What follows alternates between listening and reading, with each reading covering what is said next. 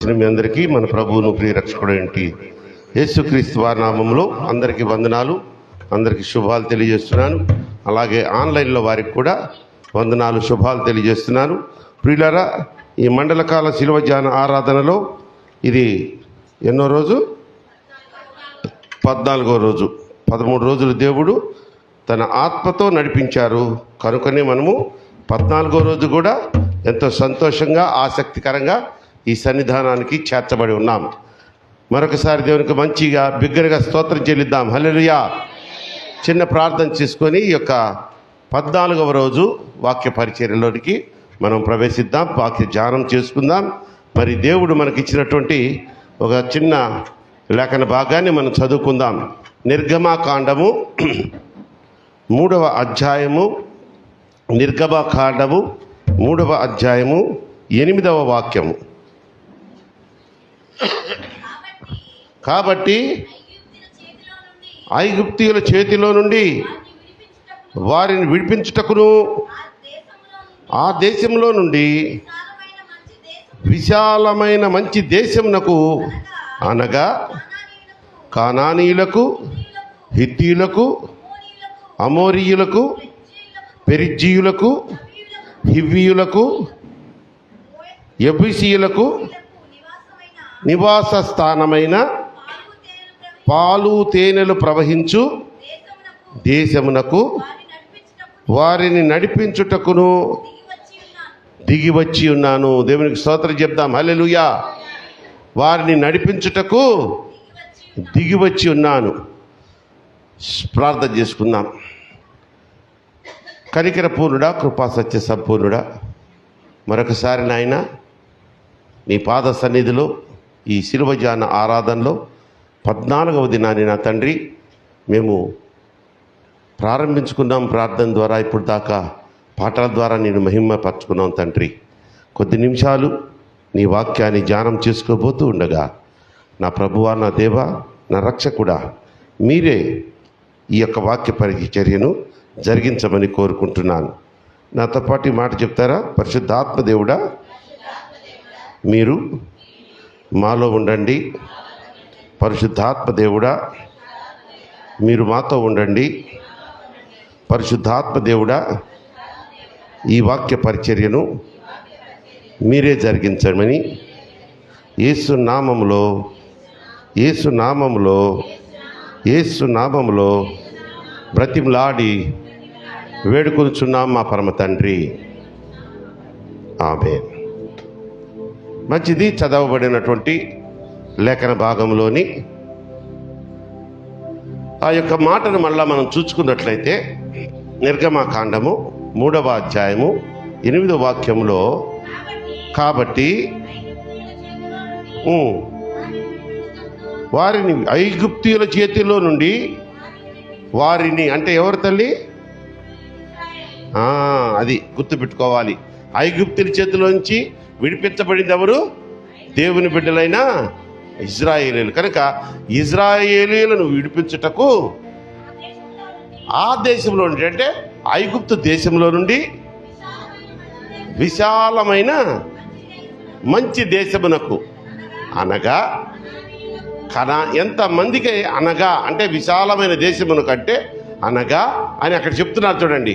కనానీయులకు, హిత్తీయులకు, అమోరీయులకు, పెరిజ్జీయులకు, హివ్వీయులకు, యెబూసీయులకు నివాస స్థానమై పాలు తేనెలు ప్రవహించు దేశమునకు వారిని, అనగా ఇజ్రాయేలీయులను నడిపించుటకు ఏం చేస్తున్నాడంట ఆయన?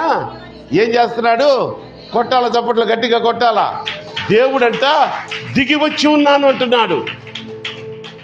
ఎంత మంచి మాట అండి ఇది. 430 సంవత్సరాల బానిసత్వంలో మగ్గిపోయి, నలిగిపోయి, హృదయం పగిలిపోయి, ఎందరో ఎందరో ఎందరో ప్రియులను కోల్పోయి బాధను అనుభవిస్తూ వారందరికీ దిక్కు తోచక ఏం చేయాలా, ఈ బానిసత్వం నుంచి, ఈ యొక్క హింస నుంచి మనల్ని తప్పించేవాడు ఎవడు? ఇది మనుషుల వల్ల అయ్యే పని కాదు. ఎందుకంటే 430 సంవత్సరాలుగా వాళ్ళని ఫెరో అనే ఒక మూర్ఖపు రాజు, ఒక మూర్ఖుడు, అతి క్రూరుడు వాళ్ళని పరిపాలిస్తూ వస్తున్నాడు. అతనికి దయా దాక్షిణ్యములు లేదు, అతనికి సాటి మనిషే అన్న జాలిగుండె కాదు. వాడు బానిస. నేను చెప్తే వాడు వినాలి, నేను చెప్పింది వాడు చేయాలి. కఠినమైన పనులు చేయకపోతే కఠినమైన శిక్షలు, తీరా చూస్తే మరణ దండనలు. బానిసకు స్వేచ్ఛ ఎక్కడ ఉంటుందండి? ఆలోచించేద్దాం ప్రియులరా. మనం ఈరోజు ఎంత స్వేచ్ఛగా కూర్చొని స్వేచ్ఛగా ప్రార్థన చేసుకుంటూ ఆనందంగా ప్రభు వాక్యాన్ని వింటున్నామంటే, ఒకనప్పుడు మనకు ఉండిందా ఈ స్వేచ్ఛ? భారతదేశానికి స్వాతంత్రం వచ్చి ఎన్ని సంవత్సరాలు అయింది? ఏమో మాకేం తెలుసు. భలే క్వశ్చన్లు వేస్తావే నువ్వు. 70 అమ్మా, అదే 70 అంటే 75 అంటుంది అమ్మాయి, ఇంగ్లీష్ మీడియం ఆమె. So good good good. Okay 78 అమ్మా, 75 వేసుకుందాంలే అనుకుందాం, ఊరిని అట్లా అనుకుందాం ప్రస్తుతానికి.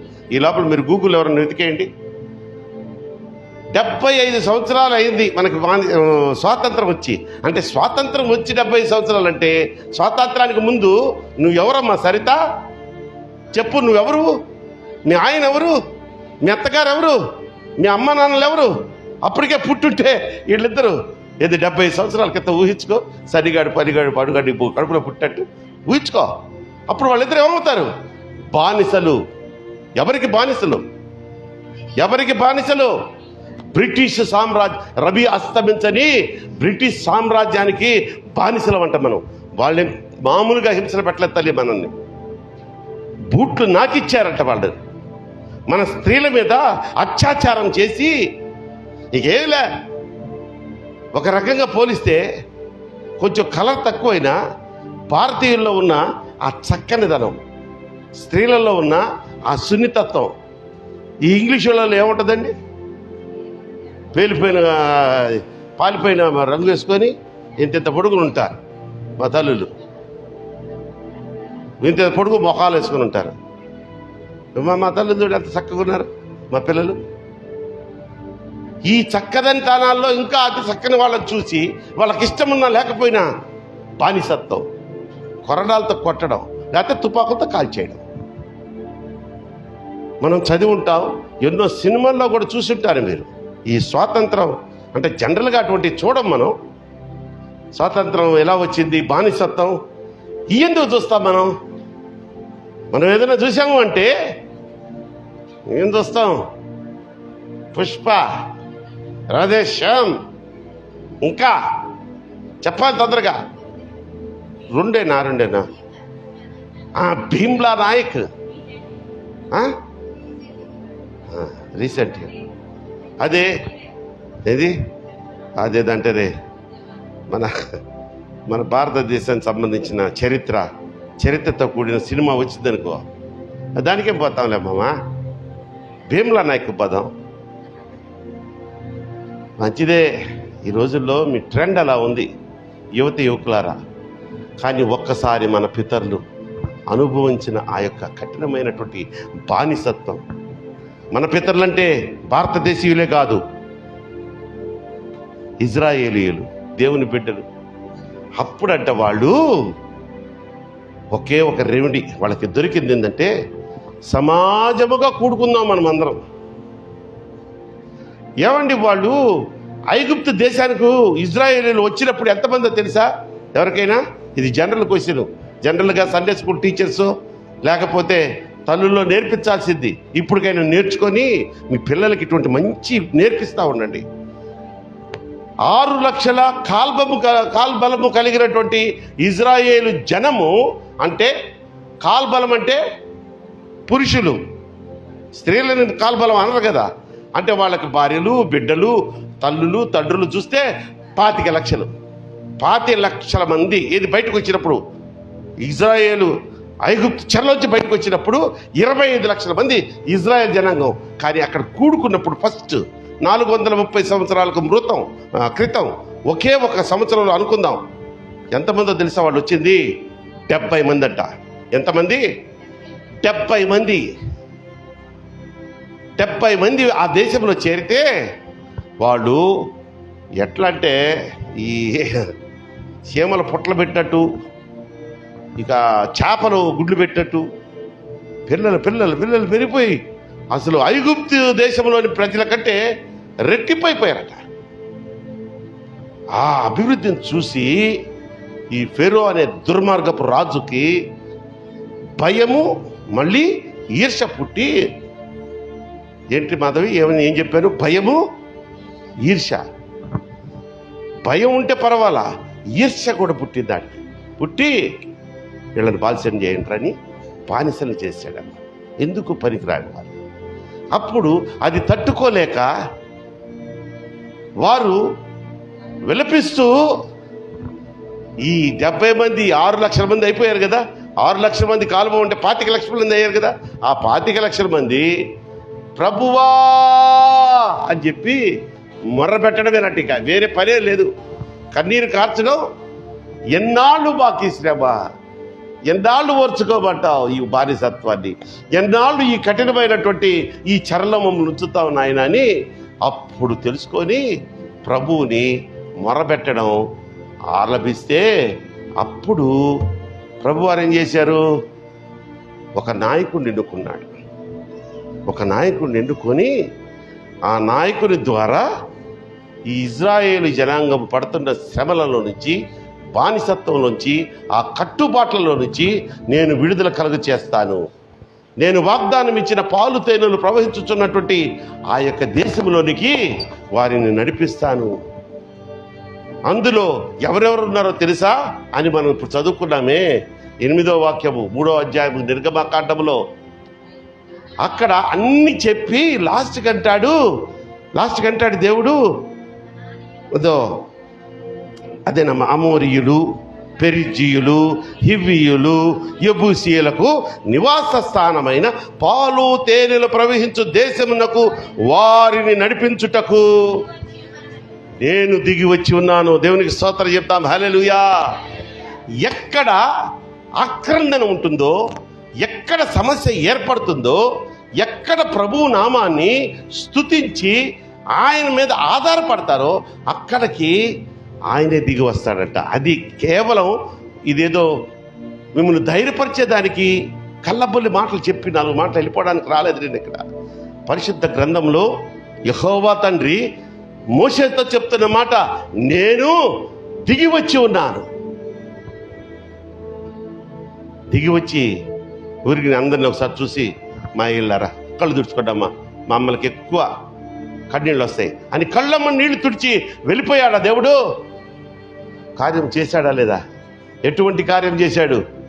నత్తివాడు, భయస్థుడు, నోటి మాంద్యము కలిగిన మోషేని నాయకుడిగా ఎన్నుకున్నాడు 25 లక్షల మందికి. మళ్ళా వాళ్ళ అన్ననే మహా తెలివి గలవాడు, వాక్చాతుర్యం కలిగినటువంటి యాజకుడైనటువంటి అహరోనుని తమ్ముడికి కింద శిష్యుడిగా పెట్టాడు. దేవుడు ఒక మనిషిని ఎన్నుకున్నాడు అంటే పెద్ద చిన్న అనేది ఉండదమ్మా. పెద్ద చిన్న అనేది ఉండదు. నా విషయంలోనే చెప్పేదా మీకు సాక్ష్యం? నేను 6 సంతానంలో 6వ వాడిని నేను. మా అన్నలిద్దరూ డాక్టర్స్, మా అక్కలిద్దరూ వాళ్ళు డిఎస్పి, తెలుసుగా ఏమంటారు, డిఎస్పీ కదా మనం అనేది. డిఎస్పీలో భార్యలు, ఒక అక్క డాక్టర్ గారి భార్య, లాస్ట్ వాడిని నేనే. నేను బిజినెస్ మీద పడ్డా, లారీలు కొన్నా 25వ రోజు బుడేలను గుద్దితే లోపల ఉన్న మనిషి కూడా చచ్చిపోయాడు. కొత్త లారీ. ఇంకక్కడి నుంచి మొండిగా 5 సంవత్సరాలు ఆ ఫీల్డ్లో తిరిగితే లాస్ట్కి 30 సంవత్సరాల క్రితం 15 లక్షల అప్పు మిగిలింది నాకు. వీడు ఖండం అనుకున్నాడు అందరూ, వీడు అయిపోయాడు అనుకున్నారు అందరూ. నేను కూడా అనుకున్నాను తల్లి. ఇంకేం చేయగలం? చేయిస్తున్నాడు, ఇప్పుడు ఈ పని చేయిస్తున్నాడు. పెద్ద చిన్న లేకుండా నా అన్నయ్య, నా సొంత సహోదరుడు అంటాడు కదా, నాకంటే ముందు పుట్టినోడు. ఆడు తాగి వదిలేసిన ఎంగిలి పాలు తాగి బతికిన వాడిని నేను మా అన్నయ్యకి బాప్తిసం ఇచ్చాను. దేవునికి స్తోత్రం చెప్దాం, హల్లెలూయా. నేను ఎందుకంటే పెద్ద చిన్న చోటు దేవుడు. అహరోను పెద్దవాడు కదా, వీడు నాయకుడు ఉంటాడు. మోషే చిన్నవాడు కదా, వీడు ఆయన కింద బానిస కాదు, అసిస్టెంట్గా ఉంటాడని అనలా. సో దేవుడు ఒక సమస్య ఏర్పడినప్పుడు మొర పెట్టాడు అనుకోమ్మా. ఈరోజు నువ్వు ఏ సమస్యలో ఉన్నావు తల్లి? అది ఒకవేళ నీ అనారోగ్యమా, బిడ్డలు సరిగా ఎదగడం లేదా, అది కూడా ఈ మధ్య కొంతమందికి సమస్య అయిపోయింది తెలుసా.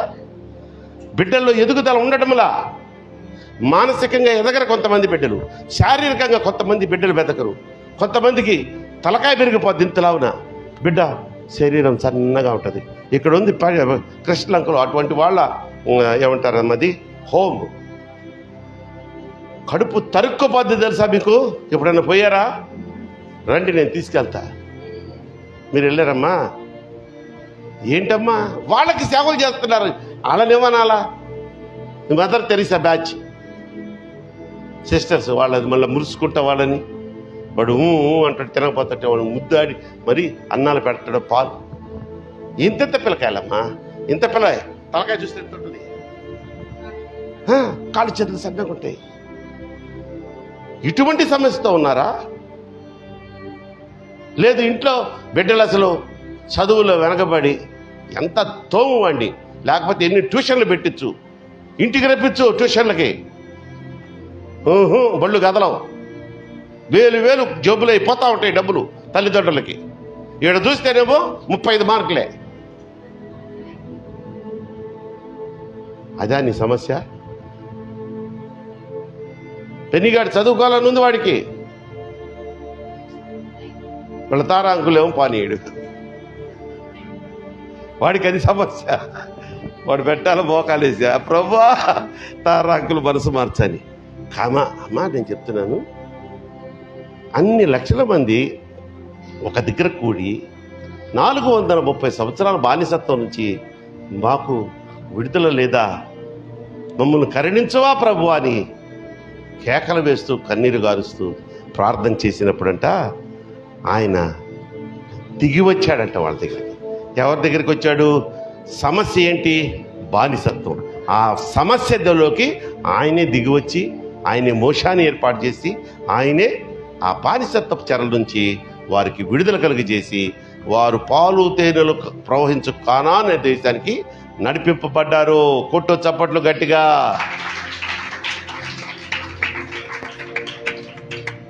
ఈరోజు కూడా తల్లి, ఆ రోజు ఇజ్రాయెల్ జనాంగాన్ని నడిపించిన నాయకుడు ఎవరు? మోషే. ఎవరి ద్వారా నడిపింపబడ్డాడు? దేవుని ద్వారా. ఎలా నడిపించాడు? ఎలా నడిపించాడు? ప్రతిదీ ఇది మంచిది కాదు నాన్న, ప్రతి దానికి గొనుగుడే, ప్రతి దానికి సనుగుడే, ప్రతి దానికి తిరుగుబాటే. అలాంటి ఒక మూర్ఖపు మందని సహనముతో, ప్రార్థనతో, యాజకత్వంతో, దీనత్వముతో, నమ్మకత్వముతో, దేవునికి స్తోత్రం చేద్దాం, హల్లెలూయా, నమ్మకత్వంతో నడిపించాడు మోషే. ఈ రోజుకి మన క్రైస్తవ సంఘాల్లో అటువంటి మోషేలు ఉన్నారు. ఎవరయ్యా మోషేలంటే? ఆ సంఘ కాపరే. అలనాడు మోషే ఏ పాత్ర తీసుకున్నాడో ఈలనాడు ఒక సంఘానికి కాపరిగా ఉన్నవాడు అదే పాత్ర ఆయన తీసుకునేది. మీరు పోయి తాగి తందనాలు ఆడారు, నాకెందుకు, నాకు వచ్చి ఇక్కడ కానుక వేయండి అండి. వాళ్ళు కాదమ్మా సంఘ కాపురులు అంటే. నువ్వు నవ్వితే నీతో పాటు పగలబడి నవ్వుతాడు నీ కాపరి. నువ్వు సంతోషంగా పిలిచి భోజనం పెట్టి, మా ఇంట్లో ఈరోజు చిన్న పండగ మీరు రండి అని పిలిస్తే నీ కుటుంబాన్నంతా దీవించి ఆశీర్వదించి నిండు హృదయంతో దీవించి సంతోషంగా వచ్చి మీతో ఆనందించి వెళ్ళేవాడు నీ కాపరి. నువ్వు ఏడ్చావా? నీకంటే ఎక్కువ ఏడుస్తాడు ఇంటికి వెళ్ళి, తెలుసా నీ కాపరి. అయ్యా నా బిడ్డకి ఎందుకు వచ్చింది ఇంత శ్రమ? నువ్వు విడిపించలేవా? అని నీ పక్షంగా కన్నీరు గార్చేవాడు నీ కాపరి. మోషే చేసింది అదే. తప్పుగా మోషే నువ్వు, వీళ్ళని అనవసరంగా తీసుకొచ్చాను నేను. వీళ్ళు మాట వినని వీళ్ళ మొత్తాన్ని బూడిద చేసి నీలోంచి కొత్త జనాంగం తీసుకొస్తాను. వాళ్ళకి నేను ఈ భూమి ఆకాశాలను స్వతంత్రించుకునే ఈ రాజ్యాన్ని, భూమిని ఇస్తానంటే పడ్డాడు మోకాళ్ళ మీద. మామూలు మనమైతే సంఖ్యలు ఎగరేసుకుని యేసయ్య ప్రభు వెళ్ళదని అని ఉండేవాళ్ళం. మోషే ఏమన్నాడు? మోకాళ్ళ మీద పడ్డాడు. పడి ఇలా పెట్టాడంటే చెయ్యి, అయ్యా అయ్యా వద్దు, అక్కడి నుంచి విడుదల చేసి నువ్వు ఇక్కడ తీసుకొచ్చి అరణ్యంలో వీళ్ళని చంపావంటే వాళ్ళందరినీ నాశనం చేయడానికి, వాళ్ళని నమ్ముకున్న దేవుడు వాళ్ళని తీసుకెళ్ళిందని అపవాదు నీకు వస్తుంది నాయన. అపవాదునికి రాకూడదు. సమస్య వచ్చింది. సమస్య వచ్చినప్పుడు నేను దిగి వచ్చాను అని చెప్పి ఆ సమస్యను పరిష్కరించి నడిపించిన గొప్ప దేవుడవు కదా. అయ్యా దయచేసి ఈ బిడ్డల పక్షంగా నేను ప్రార్థన చేస్తున్నాను. జాలి చూపించు, కరుణించు, కాపాడు అంటే రగులుకునేదంట మా తెగులు. యెహోవా కోపము రగులు కొనగా ఒక చోట 70,000, ఒక చోట 30,000, ఒక చోట 25,000 పిట్టలు రాలినట్టు రాలిపోయారు. మోషే మోకాళ్ళ మీద పడి ఆయన కోపాగ్నిని తగ్గించే లోపల ఇంతమంది చచ్చిపోయారు. ఒకసారి తాపకరమైన పావులను కూడా పంపించాడు ప్రభు. గుర్తుందా మీకు ఆ ఇన్సిడెంట్? ఎక్కడైనా విన్నట్టు? తాపకరమైన పాములను పంపిస్తాడయ్యా. అవి కరిచి చంపేస్తాడు. కాటేసిందంటే కళ్ళు పెట్టి చావడమే అయ్యా అని. అంటే మళ్ళీ రెమెడీ కూడా ఆయన చెప్తాడు. ఏమని? ఒక కర్ర మీద ఒక ఇత్తడి సర్పము చేయించి ఆ కర్రకి కొట్టి ఆ కర్రను పైకెత్తి లేపు. ఎవడైతే ఆ ఇత్తడి సర్పాన్ని కాటు వేయబడిన వాడు నిదానించి దాన్ని చూస్తాడో వాడు రక్షింపబడతాడు. దేవునికి స్తోత్రం చెప్దాం. హల్లెలూయా. ఇది దేనికి సాదృశ్యమైంది అని మరి ఈ నూతన నిబంధనలో మనం పోల్చుకుంటే, శిలువ మీద వేలాడుతున్న యేసయ్య, శిలువ మీద వేలాడుతున్న యేసయ్యని ఎవరైతే నిదానించి చూచి, నా రక్షకుడు నువ్వే, నా ప్రభువు నువ్వే, నా కోసం ఇంత బలిత్యాగం చేశావా, ఎస్, ఇక నా జీవితం నీకు అంకితమని ఎవడైతే ఒప్పుకుంటాడో వాడందరూ రక్షింపబడ్డాడంట. దేవునికి స్తోత్రం చేద్దాం. హల్లెలూయా. ప్రియమైన దేవుని బిడ్డలారా, ఎక్కడ సమస్య? జనరల్గా సమస్యలు అనేవి అందరికీ పర్సనల్గా వస్తుంటాయి. కుటుంబంలో ఎక్కువగా సమస్యలు వస్తుంటాయి.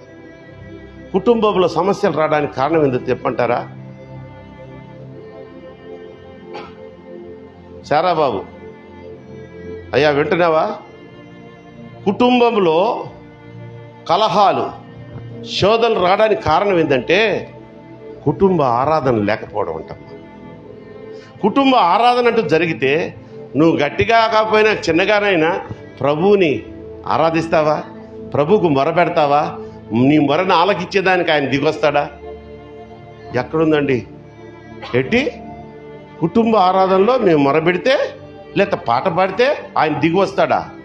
ఏంటండి కొత్తగా చెప్తున్నారు అంటున్నారేమో. మత్తయి సువార్త 18వ అధ్యాయము 18వ వాక్యాన్ని తీయండి. నేను చెప్పిన మాట మీకు అర్థమవుతుంది. మత్తయి సువార్త 18వ అధ్యాయము 18వ వచనం చదవండి తల్లి ఎవరో ఒకళ్ళు. మీరు అవి పరలోకమందు దేటిని బంధిస్తారో అవి పరలోకమందు బంధిస్తబడ్డ తర్వాత భూమి మీద విప్పుతారు. భూమి మీద ఏదైనా బంధిస్తారో అది బంధింపబడుతుంది. దేనిని విప్పుతారో అవి రైట్ చదవమ్మా.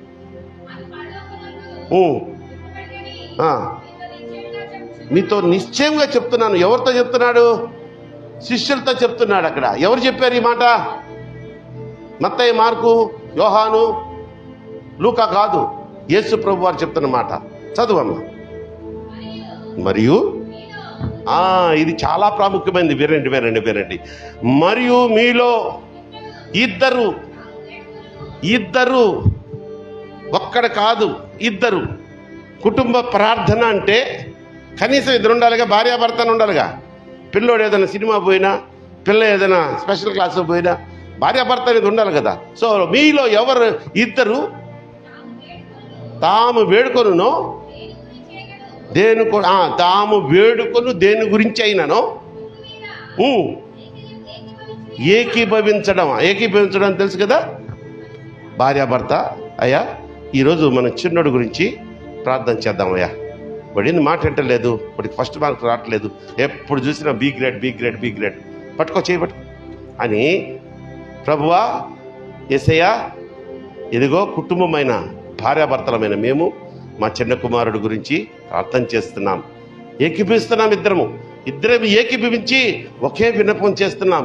ఏంటంటే మా చిన్న కుమారుడికి ఏ గ్రేడ్ రప్పించు, ఏ గ్రేడు నీ నామములో వచ్చును గాక అని ప్రార్థన చేస్తే, చదువమ్మా చూడండమ్మా, ఇక్కడ ఏకీభవించి ప్రార్థన చేస్తే నువ్వు పరలోకమందున్న నా తండ్రి వలన వాడికి దొరుకునని మీతో చెప్పుచున్నాను. ఇది అలనాడు ఇజ్రాయేల్ జనాంగం మొరపెట్టారు, ఏకీభవించారు సమాజంగా అందరూ. విడుదల కలిగిందా లేదా? ఏం విడుదల? వాడికి మామూలు విడుదల వచ్చిందా? 400 సంవత్సరాల బానిసత్వం నుంచి తల్లి విడుదల వచ్చింది.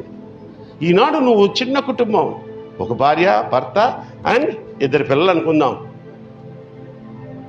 మీ నలుగురు కూర్చొని రోజు మీకున్న అవసరాల గురించి ప్రార్థన చేస్తే ఆయనే మాట ఇచ్చాడుగా, దేని గురించి మీరు వేడుకుంటారో అది పరలోకముందున్న మా తండ్రి వలన వానికి దొరుకునని మీతో చెప్పుతున్నాను. దేవునికి స్తోత్రం చెప్తాం తల్లి. హల్లెలూయా. కుటుంబ ప్రార్థనలో ఇటువంటి అద్భుతమైనటువంటి లాభాలు అనొచ్చు. లాభమేగా మనకి ఆశీర్వాదం వచ్చిందంటే ఉపయోగం ఉంది. నువ్వు మొరపెడితే, నీ అవసరానికి నువ్వు మొరపెడితే నీ అన్న రాడు, నీ తమ్ముడు రాడు, నువ్వు ప్రేమించే నీ అక్క రాదు, నీ చెల్లెలికి రాదు. అదే చందనా బ్రదర్ షాపింగ్కి పోదామే అంటే వస్తుంది గ్యారంటీగా. ఏందిమే పోదామా, ఏంది ఈరోజు విశేషం ఏంది? అదేనక్క. అప్పుడు చెల్లి అక్కని సిగ్గు లేకుండా వస్తుంది చెల్లి డబ్బులు పెడుతుంటే. మా నాన్నగారు అలా ఖర్చు పెట్టించేవాడు కాదు, మాకు నేర్పించాడు. రేయ్ నీకంటే చిన్నవాడు ఎవడైనా ఉండు, అది టీ తాగినా సరే నువ్వు తీసి పెట్టాల్సిందే కానీ వాడి జేబులో చేయి పట్టనీ బాగా. మా నాన్నగారు కూడా అలాగే చేసేవాడు. కానీ దేవునికి స్తోత్రం చెప్దాం. హల్లెలూయా. మా నాన్నగారికి 2 అన్నలు, కానీ ఆ 2 అన్నల కంటే కూడా కొంచెం మంచి పొజిషన్లో ఉన్నాడు ఆయన, పోలీస్ ఆఫీసర్. కనుక వాళ్ళ అన్నయ్యలకు కూడా నాన్నగారే. వాళ్ళు అనేవాళ్ళంటే అబ్బాయి మమ్మల్ని తినిరా అంటే, ఉండన్నా ఈ ఒక్కసారి నాకు ఛాన్స్ ఇవ్వండి అని అట్లా బతిలాడుకొని మరీ తీసుకునేవాడు. దేవుని స్తోత్రం చెప్దాం. హల్లెలూయా. మరి నీ బంధువులు రారు, నీ అక్కర్లో, నీ సమస్యలో, నీ స్నేహితులు అంతకంటే రారు. ఎవ్వరు అసలు నాన్న వాళ్ళు ఎవ్వరు రారు తల్లి. ఒక సమస్యలో ఉన్నాడు, అదే నువ్వు సమృద్ధిగా ఉన్నావని తెలిస్తే వస్తారు చూడు. బెల్లమంటే వస్తారా? ఎక్కడలేదో చుట్టాలు ఎవరో బీరకాయ పీసులు అంటారే, వాళ్ళు కూడా ఫలాని వాడు మా చుట్టం. అంతెందుకు, జగన్ గారు అంత హోదా అవసరంలా. జగన్ గారి గేటులో సెక్యూరిటీ ఆఫీసర్గా పనిచేసేవాడు ఎవడని ఉన్నాడు అనుకోండి, ఆయనకి ఎంత హోదా. ఓయ్ జగన్ గారి సెక్యూరిటీ ఆఫీసర్ మావోడే, ఏముండదు. ఆ ఊర్లో ఈడు వాళ్ళు పక్క ఇంట్లో అవుతారు, ఇక మావోడే అంటే ఇక రక్తానికి రక్తం అన్నట్టుగా. సో సమస్యలో నీతో వచ్చేవాడు ఎవడు లేడు. నువ్వు మొరబెడితే పరలోకం నుంచి దిగి వచ్చి నీ సమస్యను తీర్చే దేవుడు అంట. దేవునికి స్తోత్రం చెప్తాం గట్టిగా. హల్లెలూయా. 3 మనుషులమ్మా, వారికి ఒక సమస్య వచ్చింది, మరణకరమైన సమస్య. వాళ్ళకు ఒక పరీక్ష వచ్చింది. ఏంటంటే, రేయ్ ఒక బంగారపు విగ్రహాన్ని చేయించి మొక్కడరా అన్నారండి. ఇదేంటి, ఈ విగ్రహం ఏంటి, మేము మొక్కడం ఏంటి? మాతో మాట్లాడే దేవుడు, నిజమైన దేవుడు మా తండ్రి. మా యెహోవా. ఆయనకి తప్ప మేము మరి ఎవ్వరికీ నమస్కరించము, పూజ చేయము. ఎవరు చెప్తున్నారు ఈ మాటలు? రాజుగారితోనే డైరెక్ట్ చెప్పేస్తున్నారు. భటులతోనో లేకపోతే మంత్రులతోనో సామంతులతోనో కాదు. రేయ్, మీకు శిక్ష ఎంత తెలుసా? మర్యాదకు చెప్తున్నారు, రే నువ్వు ఏమన్నా చేసుకో రాజా, ఈ మండుచున్న అగ్నిగుండములోంచి రక్షించుటకు మా దేవుడు సమర్థుడు. అయినా కానీ, ఆయన రక్షించకపోయినా కానీ నీవు పెట్టిన ఆ ప్రతిమకు మేము మొక్కము అన్నారు. నాకు వచ్చిద్దా ఆ ఇన్సిడెంట్? ఎవరాలు ముగ్గురు? షడ్రకు, మేషకు, అబేద్నెగో. దమ్మున్న దైవ సాక్షులు వీళ్ళు. వాళ్ళు మొరబెట్టారు. అక్కడ రాజుకు కోపం రగులుకున్న కొద్దీ రే బలాఢ్యులు పిలిపించండి అన్నారంట. 6 ప్యాక్లోళ్ళు ఇంకా నాకంటే 3 ఎత్తున్న వాళ్ళు వచ్చి వీళ్ళని ముగ్గురిని భుజాలను వేసుకొని అగ్నిగుండం మామూలు కంటే 7 ఎక్కువ పెట్టండి అన్న ఆయన అన్నాడంట. అంటే అంత కోపం రగిలిపోతుంది వీళ్ళ మీద. పరువు తీసేశారే వీళ్ళు నన్ను. వీళ్ళు బూడిద కూడా మిగలకూడదు, ఎముకలు కూడా పుడైపోవాలరా అని చెప్పి 7 ఎక్కువ చేయండి అగ్ని. అరే బలాఢ్యులారా తీసుకెళ్ళి ఏంటి అన్నారంట. వీళ్ళు ఓహోం అంట తీసుకుంటా ఇసిరేసి ఆ మంటలో ఆ అగ్నికి తట్టుకోక విసిరేసిన వాళ్ళు చచ్చారంట. విసిరివేసిన వాళ్ళే చనిపోతే విసిరివేయబడ్డ వాళ్ళు ఏమవ్వాలా? ఏమయ్యారా అని చూస్తా ఉంటే ముగ్గురు నేస్తే 4 తిరిగేస్తా ఉన్నారంట. దేవునికి స్తోత్రం చెప్తాం. హల్లెలూయా. అరే అబ్బాయి పక్కన ఉన్నాడు ఎవడో సైనాధిపతితో, అరే మనం ఎంతమంది నేసాంరా అంటే, ఏంది రాజుగారు మీరేగా వేయించారు ముగ్గురిని అంటే, మరి నాకేందిరా 4 కనిపిస్తున్నారు అన్నాడట. తమాష తెలుసా తల్లి? ప్రత్యక్షత, దేవుని ప్రత్యక్షత. ఆ సమయంలో అందరికీ కనపడలా 4. రాజు ఆయనకి తెలిస్తే చాలు, తండ్రి ఆయనకి బయలుపరుచుకున్నాడు 4వ వ్యక్తిగా. అప్పుడు బుద్ధి వచ్చి అందరి ముందు చెప్పుతో కొట్టుకుంటే బాగోదని, నాయనా వాళ్ళని రండి బయటికి రండి అని చెప్పి వాళ్ళని బయటికి తీసి, మళ్ళీ అనుమానం ఆ పట్టణం తవిడి చూస్తున్నారంట, ఆ జుట్టును చూస్తున్నాడంట. ఎందుకు? మంటల్లోకి పోయిచ్చారమ్మ వాళ్ళు. కనీసం ఆ మంట సెగ తగిలిన వాసన కూడా లేదంట వాళ్ళ దగ్గర. అబ్బా, వాళ్ళు మొరపెట్టారా? షడ్రకు, మేషకు, అబేద్నెగో ఆ యొక్క అగ్నిగుండంలో పడబోయే ముందు కూడా ప్రభువా కాపాడన్న అన్న మాట కూడా రాయలే ఇక్కడ. దానియేలు గ్రంథంలో చూడండి అది ఒకసారి 3వ అధ్యాయము చూద్దామా? 25వ వాక్యం.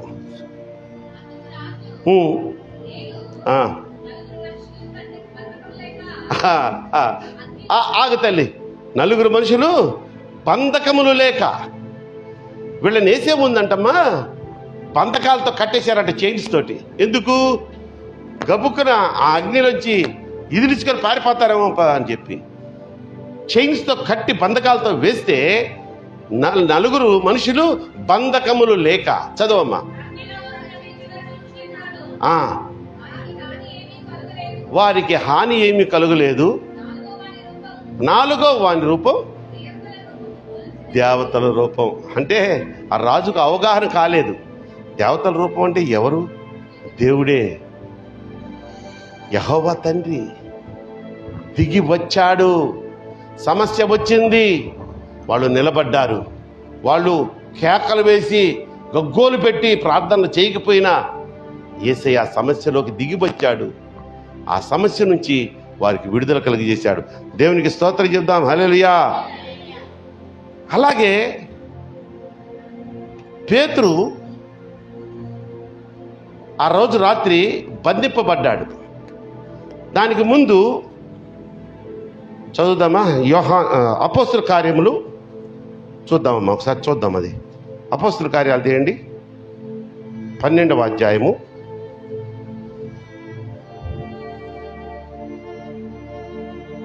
చదువుదాం, మొదటి నుంచి చదవండి. దాదాపు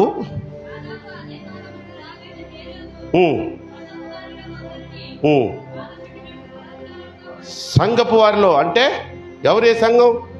క్రైస్తవ సంఘపు వారిలో కొంతమందిని చదువమ్మా. అది యోహాను సహోదరుడైన యాకోబును ఖడ్గంతో, యాకోబుని ఏం చేశాడంట? ఖడ్గంతో చంపించేసి తర్వాత ఇది యూదులకు ఇష్టమైన కార్యం అని తెలుసుకొని పేతురును కూడా పట్టుకున్నాడంట.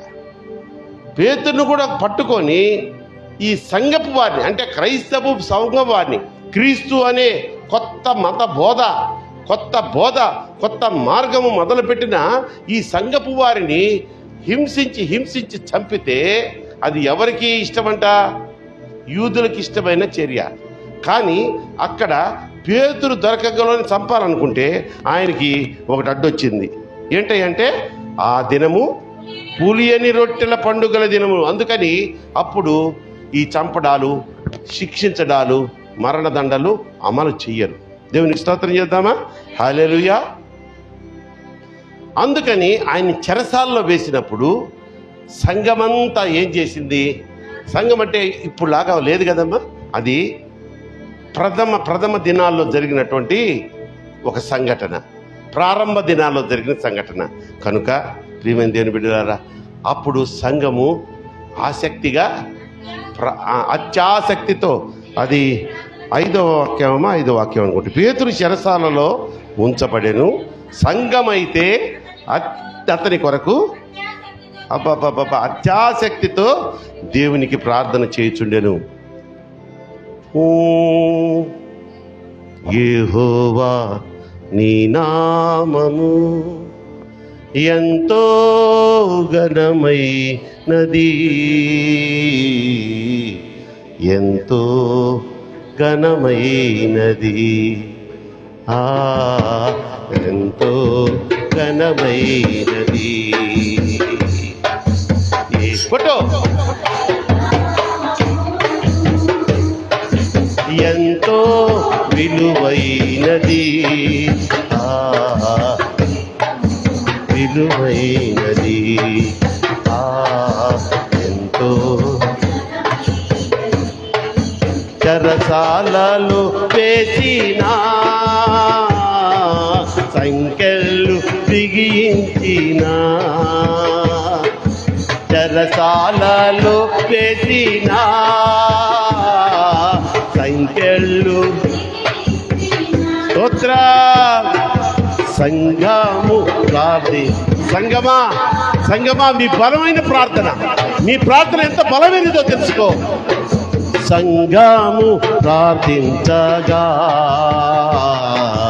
సంకెళ్ళు విడిపోయెను, సంకెళ్ళు విడిపోయెను. యెహోవా ఎంతో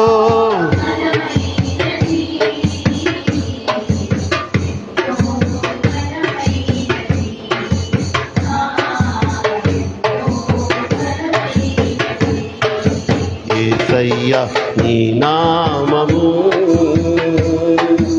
ఎంతో విలువైనది, ఎంతో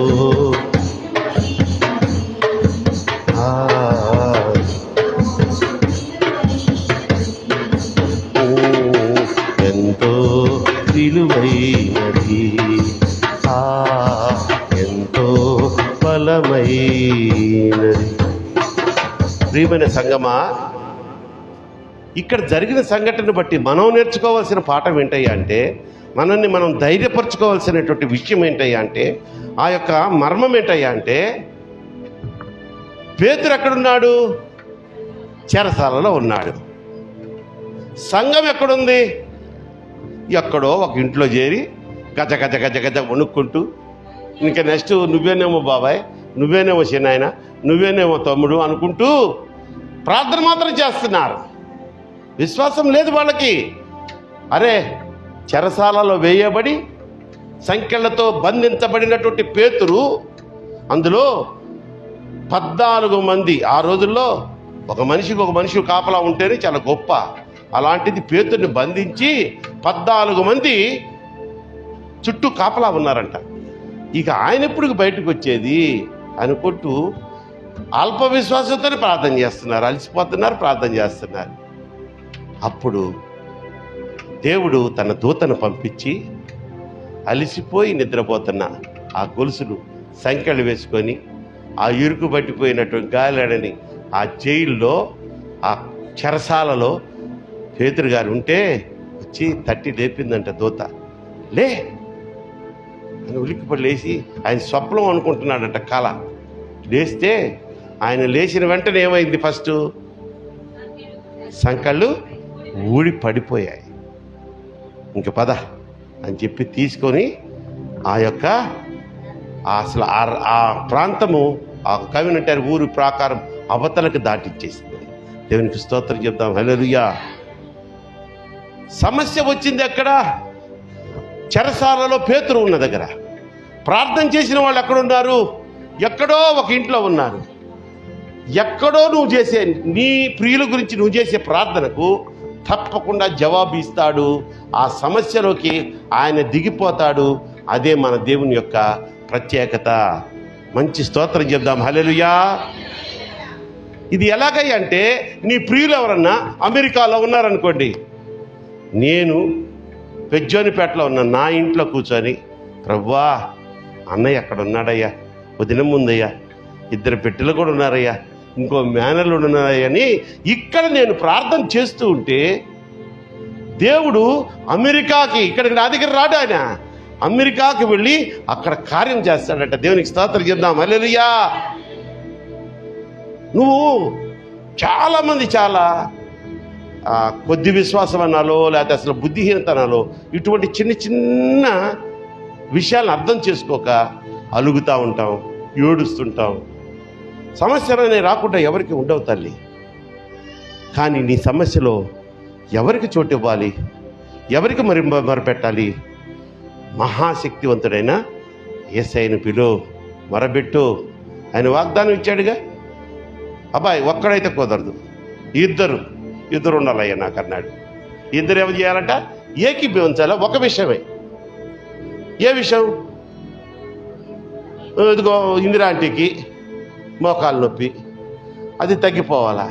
నేను ఒక్కనే కాదు, నా పక్కన చిన్నియో రక్షణనో బాబు ఉంటే, లేకపోతే మేము ముగ్గురు ఉంటే, మేము ఏకీభవించి ఆ వ్యక్తి గురించి ప్రార్థన చేస్తేనంట పరలోకమునందున్న తండ్రి ద్వారా ఆ కార్యాన్ని నెరవేరుస్తానంటున్నాడు. కొట్టో చప్పట్ల గట్టిగా. ఇంత గట్టి ఎవడిస్తాడబ్బా నీకు భరోసా? నీ సమస్యల్లో తల్లిదండ్రులు కూడా ఒక్కోసారి వదిలి పారిపోతారు. క్యూటీ సరిగ్గా తెలుసుకోరు. మా నాయన మా అమ్మ అనుకుంటున్నావు, ఏంద్రి పిల్ల ఎంత చెప్తావు ఇక లాభం లేదు, వదిలేస్తారు. కానీ నువ్వు నమ్మిన యేసయ్య ముదిమి వచ్చే వరకు నిన్ను ఎత్తుకుంటాడు, ముద్దాడతాడు. నీ ప్రతి సమస్యలో ఆయన నేనున్నానుగా బిడ్డ, నీకెందుకు భయం? కమాన్, ఐ యామ్ హియర్. నీ ప్రతి సమస్యలో నేనున్నాను, నేను ఉంటాను. కానీ నువ్వు చేయవలసింది ఏంటంటే ఆయన మీద ఆధారపడాలా, ఆయనకు మొరబెట్టాలా. అలా ఆధారపడి అనేకమైన అద్భుతాలు చేసుకున్న వాళ్ళు గురించి మనం చెప్పుకుంటూ పోతే ఇది ఆల్ నైట్ ప్రేయర్ అయిపోద్ది. ఆల్ నైట్ ప్రేయర్ అంటే చెప్పకుండా ఆల్ నైట్ ప్రేయర్ పెట్టారనుకోండి, మీరేమంటారు? ఏందన్నా ఉన్నట్టుండే నైట్ అంతా గడిపేసినావు. మోషే గారి అద్భుతాలు, ఆయన నమ్మకంగా చేసిన ప్రార్థనలకి అద్భుతాలు పొందాడా లేదా? ఏంది ఒకటి చెప్పండి. మోషే గారు చేసిన ప్రార్థనకి వచ్చిన అద్భుతం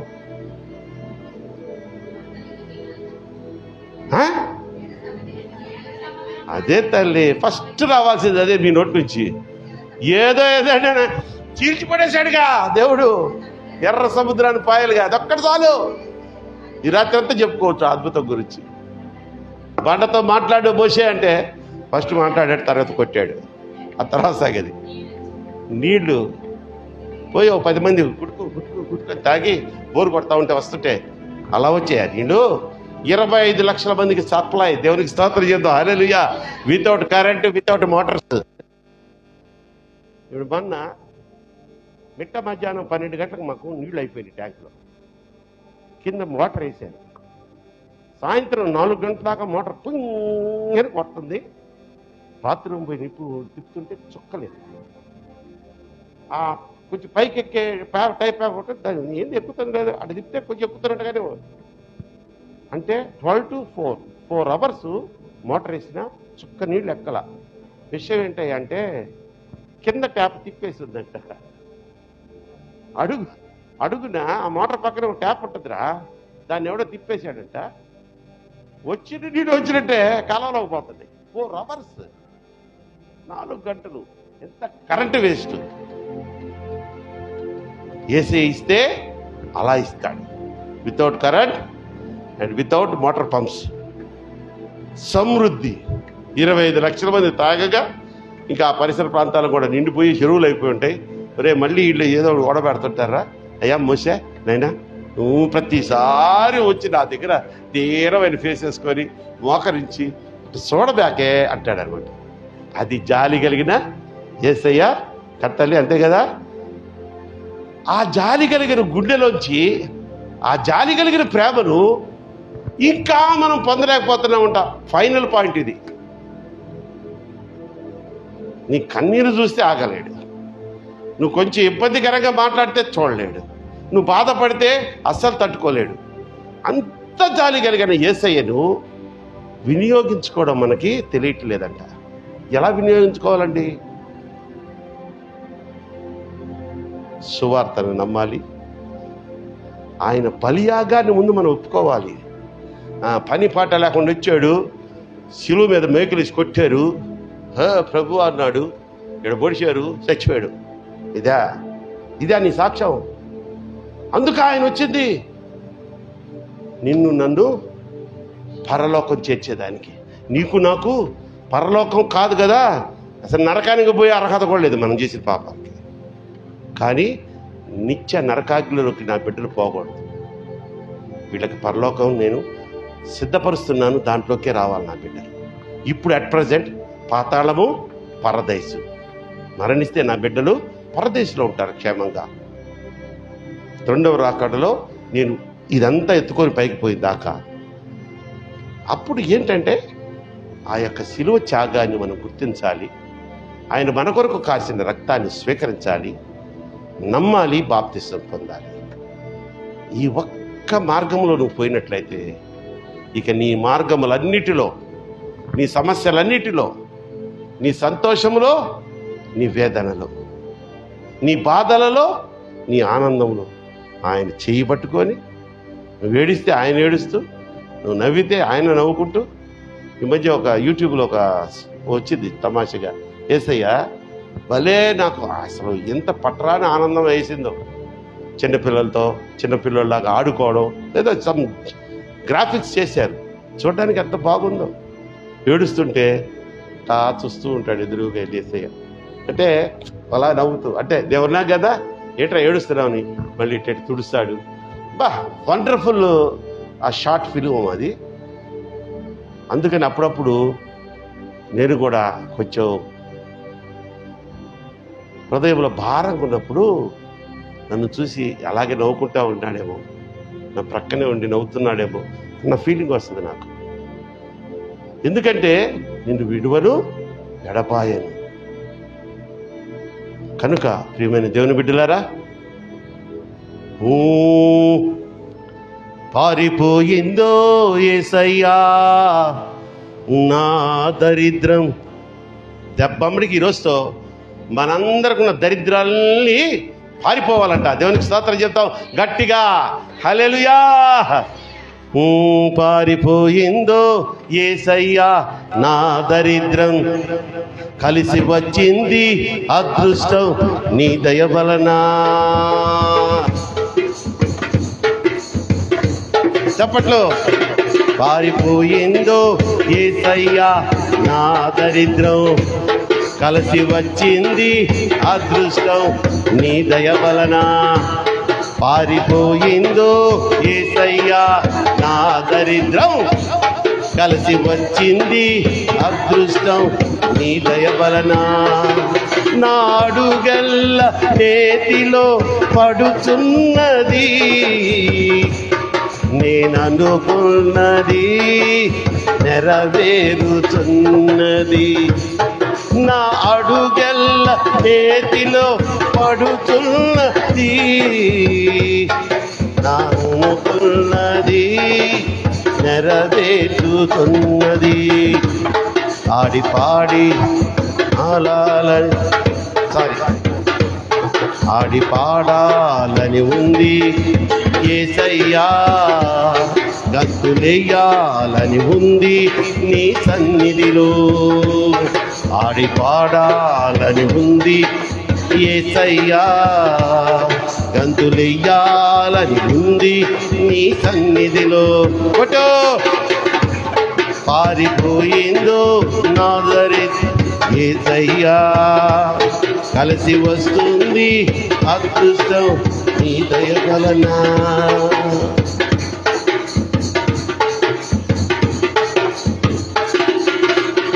నేనెక్కలేనంత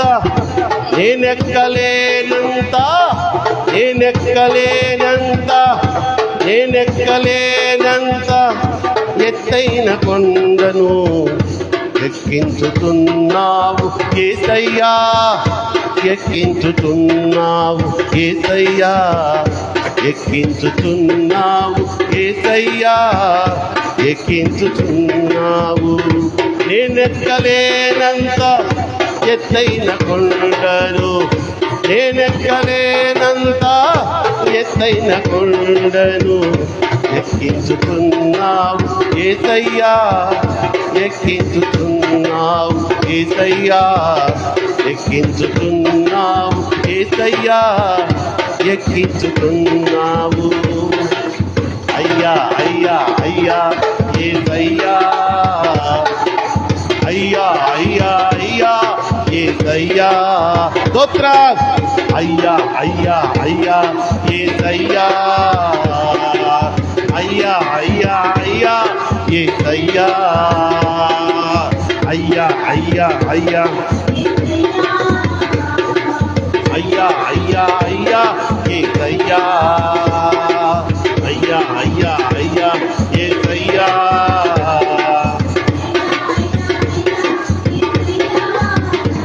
పారిపోయిందో యేసయ్యా నా దరిద్రం, కలిసి వచ్చింది అదృష్టం నీ దయ వలన. పారిపోయిందో యేసయ్యా నా దరిద్రం, కలిసి వచ్చింది అదృష్టం నీ దయ వలన. అయ్యా అయ్యా అయ్యా యేసయ్యా, అయ్యా అయ్యా అయ్యా. రాజా రాజా రాజా యేసు రాజా, రాజా రాజా రాజా యేసు రాజా, రాజా రాజా రాజా యేసు రాజా, రాజా రాజా రాజా యేసు రాజా. పారిపోయిందో పారిపోయిందో యేసయ్యా నా దరిద్రం, కలిసి వచ్చింది అదృష్టం నీ దయ వలన.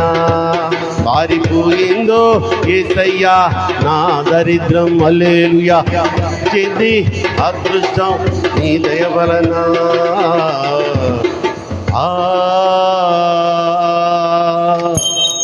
గట్టిగా చప్పట్లు కొడతాం తల్లి. ఈరోజు ఒక దీనావస్థలో ఉన్నావు. దరిద్రం అంటే కేవలం డబ్బు లేమని మాత్రం అనుకోవద్దు. మనకు అనారోగ్యం రావడం అదొక దరిద్రమే.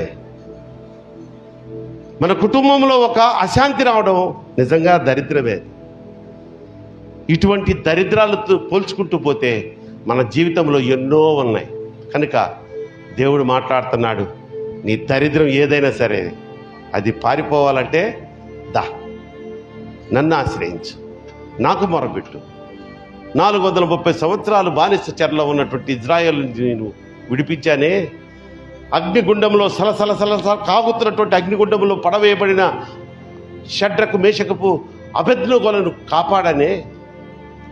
చెరసాలలో వేయబడి 14 మంది సైనికుల కాపలాలో ఉన్న పేతురుని బంధకాలు తెంచివేసి బయటకు తీసుకురాగలిగేనే ఈరోజు నీకున్న ఈ కష్టాల్లోంచి నేను తీసుకురాలేనా? ఈ దరిద్రతల నుంచి నేను బయటకు రానివ్వలేనుకుంటున్నావా? తలలో వంచండి, ప్రార్థన చేసుకుందాం. అడగండి, ప్రార్థన కాదు మొరపెట్టండి ప్రభువుకి ఈరోజు. Yes my lord.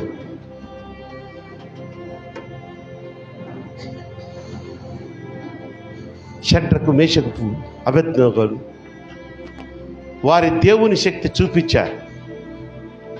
చూపించినప్పుడు ఏమైందంటే రాజు ఆశ్చర్యపడి ఇక మీదట షడ్రకు, మేషకు, అబేద్నెగోల దేవుడే మన దేవుడు, దేవునికి స్తోత్రం చేద్దాం.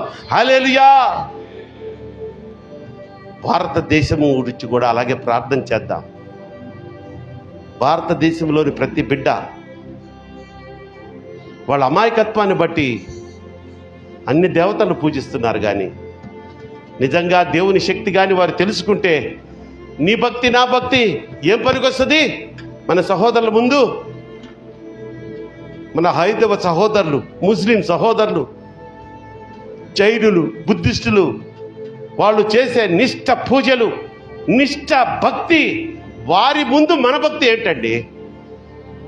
అన్నీ పొందుకుంటాం, ఒక్క చిన్న సమస్య రాగానే తొలగిపోతాం. వారు అలా కాదే. కానీ వారు పూజిస్తున్నది వ్యర్థమైనటువంటి పూజలు. నా సహోదరులు కూడా ఈ నిజమైన దేవుణ్ణి తెలుసుకొని అందరూ రక్షణలోకి వస్తే ఎంత భాగ్యం కదా. బా బా బా. భారతదేశంలో ఇక ఏ విధమైన విగ్రహారాధన ఉండకూడదు. అలా జరగాలి అంటే ఈ రాత్రికో రేపుడికో జరగదు. కొన్ని రోజులు పడుతుంది, మాసాలు, సంవత్సరాలు పట్టొచ్చు. కానీ మనం కూడా ప్రయత్నం చేయాలమ్మా. మన వరకే రక్షింపబడి బాప్తీసాలు పొందుకొని పక్కింటోడికి కూడా నువ్వు బాప్తీసం అంటే ఏందో తెలియకుండా బ్రతికేస్తే కుదరదు తల్లి. సహోదరుడా, నువ్వు పనిచేసే చోట, నీ ఉద్యోగం చేసే చోట నువ్వు బాప్తీసం ఎందుకు తీసుకున్నావు? బాప్తీసం అంటే ఏంటి? అది తీసుకుంటే నీకు పరలోకం ఎలా దక్కుతుందో నీ అన్య సహోదరుడికి చెప్పు, నీ ఫ్రెండ్కి చెప్పు. ఆలోచిస్తాడు. మొదటి రోజే మార్గంలోకి రాడు.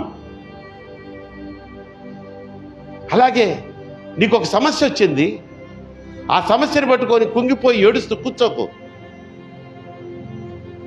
430 సంవత్సరాల తర్వాత చేసిన ప్రార్థన ఇజ్రాయేలీలు మొదటి సంవత్సరంలో చేసుంటే అప్పుడే ఆ సమస్యలోకి దిగి వచ్చేవాడు. దేనికి స్తోత్రం చేద్దాం. హల్లెలూయా. నా యేసయ్య అప్పుడే దిగి వచ్చేవాడు. అందుకని ఈరోజు మనమందరము ఆలోచన చేద్దాం. ఆన్లైన్లో ఉన్న బిడ్డలారా, ఈ వాక్యం ద్వారా మీరు బలపడ్డట్లయితే సమస్యలు లేని మానవుడు లేడు, ఇబ్బందులు లేని మానవుడు లేడు, దరిద్రం లేని మానవుడు అంతకంటే లేడు. ఒకవేళ ధన విషయంలో, ఆస్తి విషయంలో నువ్వు గొప్పవాడివేమో, నేను చెప్పినట్టుగా నీ ఆరోగ్య పరిస్థితి సరిగా లేకపోతే అదొక దరిద్రం. నీ భార్య నీకు మాట వినకపోతే అదొక దరిద్రం. నీ భర్త పేకాటగాడు, తాగుబోతైతే అది ఇంకా పరమ దరిద్రం. ఇటువంటి దరిద్రాలు పోగొట్టుకోవాలంటే ఆ దరిద్రాల గురించి నువ్వు, ఆ సమస్య గురించి దేవునికి మొరపెట్టాలి. ఎలా మొరపెట్టాలి? ఎక్కడ 2 లేక 3 కూడి ఈ భూలోకంలో ఒకదాని విషయమై ఏకీభవించి ప్రార్థన చేస్తారో నేను పరలోకముందున్న తండ్రి ద్వారా ఆ కార్యం నెరవేరుస్తానని మాట ఇచ్చింది మన దేవుడేగా. మనం నమ్ముతున్నావా? నమ్ముతున్నానన్న వారి దేవునికి స్తోత్రం చెప్దాం. హల్లెలూయా. అడగండి అమ్మ, అడగండి అడగండి అడగండి. పెద్ద సమయం మించిపోలే తల్లి. ఇప్పుడు నువ్వెంతగా అడిగితే దేవుడు అంతగా నీ మీద కనికరం చూపిస్తాడు. నువ్వు ఎంతగా అడిగితే ఈ వాక్యం నీలో అంతగా ఫలించినట్టు, పని చేసినట్టు లెక్క.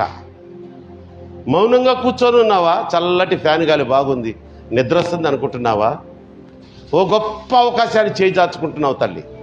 మన సహోదరుడా, ఒక మంచి అవకాశాన్ని నీ సమస్యల్లోంచి నువ్వు విడుదల పొందే ఒక గొప్ప అవకాశం ఇప్పుడే.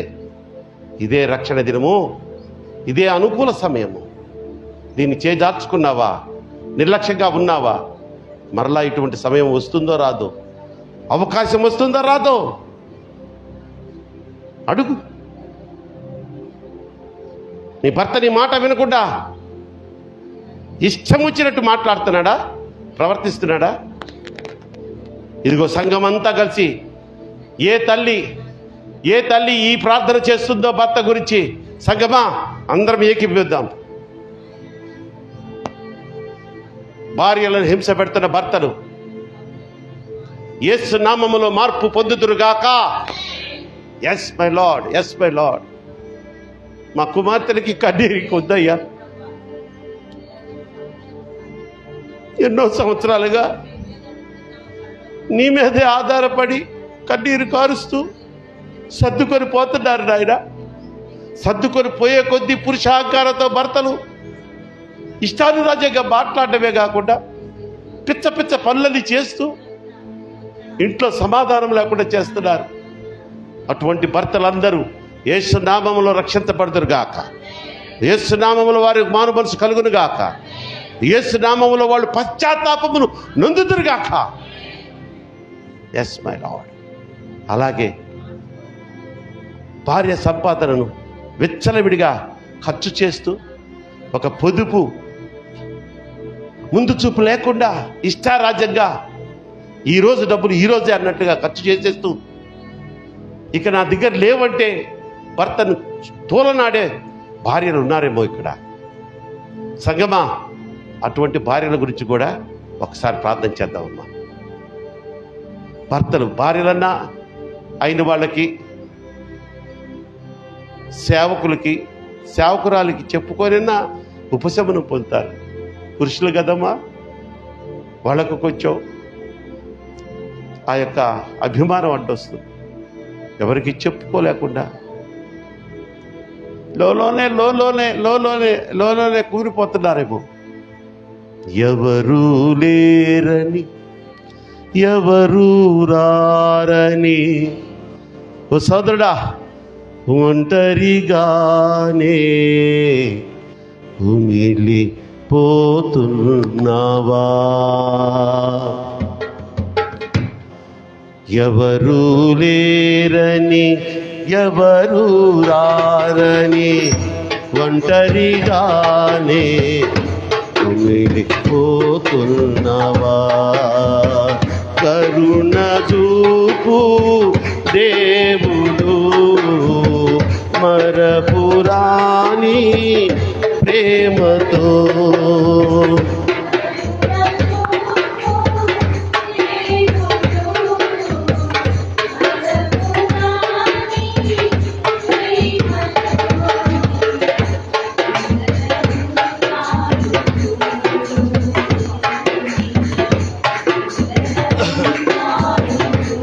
నీ ముందర ఉన్నాడు చూడు, నీ ముందర ఉన్నాడు చూడు.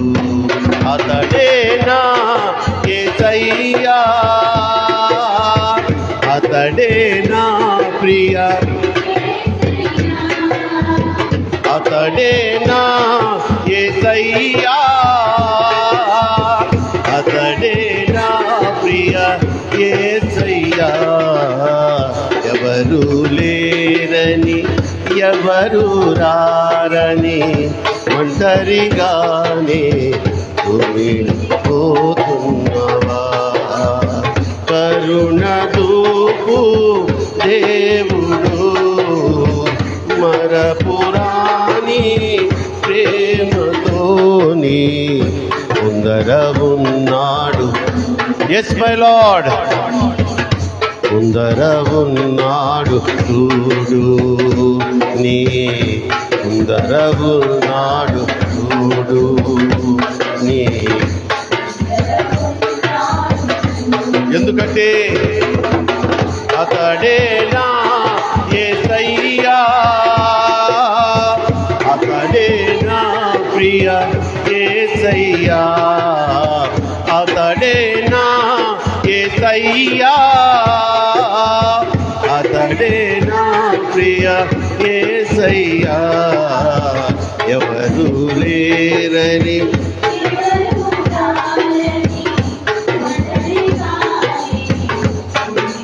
పోతున్నవా. ఓ సహోదరుడా, ఓ భర్త, దిగులు పడకు. నీ భార్యలో మార్పు తీసుకురాగలిగిన శక్తివంతుడైన యేసయ్యకు ఒక్కసారి మొరబెట్టు. అయ్యా, నా భార్యకు లోబడే గుణమైన నాయన, లోబడే తత్వాన్ని ఇవ్వు నా తండ్రి. సంపాదనను జాగ్రత్తగా ఖర్చు చేస్తూ ఆ ఫైనాన్షియల్ ఆ జ్ఞానాన్ని ఆ బిడ్డకు దయచేయను ఆయన. ఈ దినాన్ని నువ్వు అడుగు, నీ భార్యలో నువ్వు తప్పకుండా మార్పు చూస్తావు. నమ్మితే దేవునికి స్తోత్రం చెప్దాం. హల్లెలూయా. ఓ భార్యలారా, ఎప్పుడు మీదే పై చేయని అనుకోబాకండి. ప్రభువారిచ్చిన ఆజ్ఞ, భార్యలారా మీ భర్తలకు లోబడి ఉండండి. భర్తలారా మీరు మీ భార్యలను ప్రేమించండి. ఈ మాట ప్రభు అయిన యేసుక్రీస్తు వారిచ్చిన ఆజ్ఞ. దానిని నువ్వు జవదాటావా, దేవుని ఆజ్ఞను జవదాటినట్టే లెక్క. జవదాటిన వారికి శిక్ష ఏంటో తెలుసా? ఆజ్ఞాతిక్రమము పాపము. పాపం వల్ల వచ్చే జీతము మరణమే. అది శాశ్వత మరణం కాకుండా పశ్చాత్తాపం పొందు. ఇప్పుడే ప్రభువుని అడుగు. తలలు వంచి ప్రార్థన చేసుకుందాం. కనికర పూర్ణుడా, కృపగల దేవా, జీవము గల తండ్రి, ఇదిగో 14వ రోజున ఆయన ఈ మండల కాల శిలువ ధ్యాన ఆరాధనలో ఆశ్చర్యకరంగా ఈ ఆరాధనను మీరు నడిపించారు. నా ప్రభువా, ఇజ్రాయేలీయులు వారి బానిసత్వములో కుమిలిపోయి హింసలకు భరించలేక నీకు మొరపెట్టినప్పుడు వారికి ఉన్న ఆ సమస్య బానిసత్వం మోషే ద్వారా వారికి తెలియజేసి, మోషేతో మీరు మాట్లాడి వారికి పాలు తేనెలు ప్రవహించు దేశాన్ని, నేను ఇస్తానన్న దేశాన్ని వారికి ఆ వైపు నడిపించుటకు నేను దిగి వచ్చి ఉన్నాను అన్నారు. దేవునికి స్తోత్రం చెప్తాం. హల్లెలూయా. ఎస్ మై లార్డ్, మీరు దిగి వచ్చారయ్యా. కార్యం మాత్రం మోషే ద్వారా చేయించారు. ఎందుకంటే ఒక మనిషిని మీరు ఒక సాధనంగా వాడుకున్నారు నాయన. ఈరోజు అనేక మంది దైవ సేవకులు తన సంఘ బిడ్డలకు నీకు మధ్యలో మోషేల వలె నిలబడి ఉండగా మమ్మల్ని కూడా ఆ స్థానం మాకిచ్చి మా బిడ్డల గురించి కన్నీరు గార్చే గొప్ప భాగ్యాన్ని ఇచ్చావయ్యా. వారి సమస్యల గురించి నీ పాద సన్నిధిలో విజ్ఞాపన చేసే కృపను చూపించావయ్యా. వారి సంతోషంలో మేము సంతోషించుటకు మాకిచ్చిన ధన్యతను బట్టి స్తోత్రాలు చెల్లిస్తున్నాం. దైవ సేవకులంటే జీతగాళ్ళుగా కొన్ని సంఘాల్లో చాలా చులకనగా చూస్తున్నారు తండ్రి. ఆ సంఘంలోని పెద్దలు, ఆ సంఘాలలోని విశ్వాసులు మారు మనసు పొంది దైవజనుని ఒక దేవుని ప్రతినిధిగా చూచుదురుగాక. ప్రభువా, రైల్వే క్రిస్టియన్ సమాజం అనే ఈ యొక్క చిన్న మందకు అటువంటి దౌర్భాగ్యపు స్థితి దయచేయక, మేమందరము ఒకరంటే ఒకరు ప్రభు ప్రేమలో ప్రేమించుకుంటూ, ఒకరి ఆపదల్లో ఒకరు ఆదుకుంటూ, ఒకరి సంతోషంలో ఒకరు సంతోషిస్తూ, ఒకరి దుఃఖంలో అందరము పాలు పంచుకొని నీకు మొరబెడుతూ ఏకాత్మతో ముందుకు సాగిపోయే సంఘముగా నాకు, మాకు, మా పెద్దలకి ఇచ్చినందుకు స్తోత్రాలు చెల్లిస్తున్నాను. అల్పుడును నాయనా, నిజంగా ఈరోజు మీరు నా ద్వారా మాట్లాడినందుకు స్తోత్రాలు చెల్లిస్తున్నాను. ఈ ప్రత్యేక సమయంలో మరొకసారి విజ్ఞాపన ప్రార్థనలు జ్ఞాపకం చేసుకుంటున్నాను. నా తండ్రి రాజేష్ సుమలతల జాబ్స్ విషయంలో కార్యం చేయండి.